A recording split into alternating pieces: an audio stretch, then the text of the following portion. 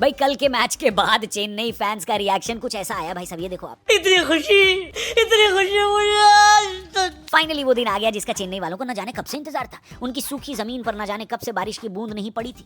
वो उस घंटे की तरह थे जो बजाए जा रहे थे। जो खराब टीम होती है वो अपने घर से बाहर जाकर मैच नहीं जीत पाती थी, और चेन्नई का सोचो इतना खराब टाइम था कि पिछले साल से वो अपने घर पे भी नहीं जीत पा रहे थे। ऊपर से चेन्नई वाले इमोशनल इतने होते हैं कि जडेजा को देकर संजू को लाया गया था तो चेन्नई के फैंस ने रो रो कर नदियां बहा दी थी। अब यही सब लोग कह रहे हैं कि मास्टर स्ट्रोक है भाई साहब, धोनी क्या रिप्लेसमेंट लेकर आए हैं अपना। संजू भाई रॉक्स, उनके ऊपर तो खाली पीला कपड़ा अच्छा लगता है। संजू भाई के आगे कोई बोल सकता है क्या? संजू भाई का तो एक स्टैचू लगवा दो स्टेडियम के बाहर, क्योंकि फाइनली चेन्नई के मैदान में पीला कपड़ा पहनकर संजू सैमसन चल गए। और चले क्या, उड़े हैं भाई साहब, उड़े हैं। फाइनली चेन्नई ने पहले बैटिंग करते हुए 200 से ज्यादा रन बनाए, और फाइनली चेन्नई ने तोड़ दिया अपने ही ग्राउंड चेपॉक का घमंड, जहां ये लोग खुद जीत ही नहीं पा रहे थे। गजब बेइज्जती है। चेपॉक चेन्नई के लिए घर का मैदान कम, परायों का मैदान ज्यादा हो गया था। 6 मैच से ये लोग अपने घर पे नहीं जीत रहे थे, लेकिन ये सारे अपशगुन अब खत्म हो चुके हैं। चेन्नई जीत की पटरी पर लौट आई है, और अगर आप पॉइंट्स टेबल देखेंगे तो आप बड़ी दिलचस्प चीज पाएंगे कि नंबर 4 पर दिल्ली है, जिसके 4 मैच के बाद 4 पॉइंट है, और नंबर 9 पर चेन्नई है, जिनके भी 4 मैच के बाद 2 पॉइंट है। यानी दोनों टीमों ने बराबर मैच खेल लिए हैं, और चेन्नई दिल्ली से सिर्फ 1 मैच कम हारी है। यानी पॉइंट्स टेबल पर जो टीम ऊपर है वो बहुत ज्यादा खुश मत हो, क्योंकि मार्जिन बहुत कम है दोस्तों।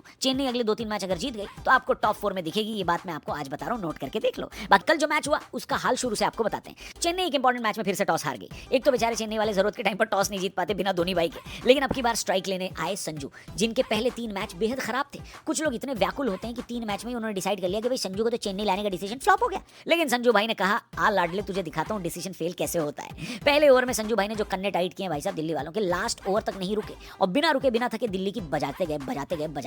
दिखा दिया कि आखिर उनको player of the tournament world cup में क्यों मिला था। संजू चेन्नई के लिए 2024 के बाद सेंचुरी लगाने वाले पहले प्लेयर बने। 2026 सीजन में सेंचुरी बनाने वाले पहले प्लेयर भी संजू ही बने। संजू की ये 4थी सेंचुरी थी, और ये 4थी सेंचुरी उन्होंने अपनी तीसरी टीम के लिए मारी थी। संजू दिल्ली, राजस्थान और अब चेन्नई के लिए सेंचुरी लगा चुके हैं। आईपीएल में 3 टीमों के लिए सेंचुरी लगाने वाले पहले प्लेयर भी बन गए। इसके अलावा सुनकर आपको थोड़ा अजीब लगेगा, लेकिन चेन्नई की तरफ से सेंचुरी लगाने वाले पहले विकेट कीपर है, क्योंकि इनसे पहले विकेट कीपिंग हमेशा धोनी ने ही करी है, और वो तो भाई 6ठे 7वें 8वें नंबर पर खेलने आते थे। यानी संजू भाई ने हेटर्स का खाली पिछवाड़ा नहीं तोड़ा है, बहुत सारे रिकॉर्ड्स भी तोड़े हैं।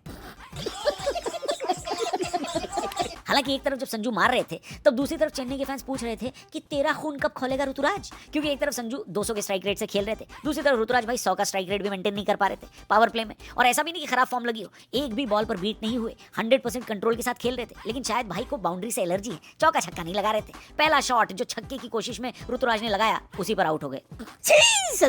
18 बॉल में 15 रन बनाकर ऋतुराज आउट हो गए। लेकिन ऋतुराज भाई ने जिस तरह की क्रिमिनल पारी खेली है उस पर किसी और दिन बात करेंगे। लेकिन उनके बाद आए आयुष मात्रे ने संजू का बढ़िया साथ दिया और बढ़िया पार्टनरशिप भी लगाई। पार्टनरशिप भी बढ़िया थी और रन भी अच्छे बन रहे थे, और कोई आउट भी नहीं हो रहा था। ब्रेविस इस मैच में पहली बार खेल रहे थे, लेकिन इतनी बढ़िया पार्टनरशिप इन लोगों की थी कि उनको मौका ही नहीं मिला। सरफराज को भी मौका नहीं मिला। फाइनली जब 10-15 बॉल बाकी थे तो चेन्नई की मैनेजमेंट ने आयुष मात्रे को रिटायर्ड आउट करवा दिया और उनकी जगह शिवम दुबे को भेजा। शिवम दुबे और संजू ने मिलकर चेन्नई का स्कोर 20 ओवर के बाद 212 रन तक पहुंचा दिया, 2 विकेट के नुकसान पर। लोगों ने कहा कि चेन्नई के हिसाब से 212 रन बहुत सारे बन गए यार, जो कि बात सच भी है। लेकिन अब मैच चेन्नई के हिसाब से थोड़ी ना होता है, हर दूसरे मैच में 200 रन बन रहे हैं। इनफैक्ट कल दोपहर वाले मैच में हैदराबाद ने 219 बनाए थे पहले बैटिंग करते हुए, लेकिन पंजाब ने टारगेट बना डाला। दूसरी बात यह कि चेन्नई की बैटिंग तो इस साल बढ़िया है, इस बात में किसी को डाउट नहीं है। अभी तक रन नहीं बन रहे थे वो बात अलग है, लेकिन सभी को पता था कि बैटिंग अपने आप में फिगर आउट चेन्नई कर लेगी। चेन्नई की असली प्रॉब्लम है उनकी बॉलिंग। लेकिन कल चेन्नई वाले अपनी किस्मत किसी अच्छे पेन से लिखवा कर लाए थे। शुरू में जरूर उनकी थोड़ी कुटाई हुई, लेकिन फिर ओवर नंबर 5, 6, 7 और 8 यानी लगातार 4 ओवर में चेन्नई को 4 विकेट मिले। इसमें से 1 विकेट सरफराज खान का पॉइंट पर लिया गया बेहतरीन कैच था,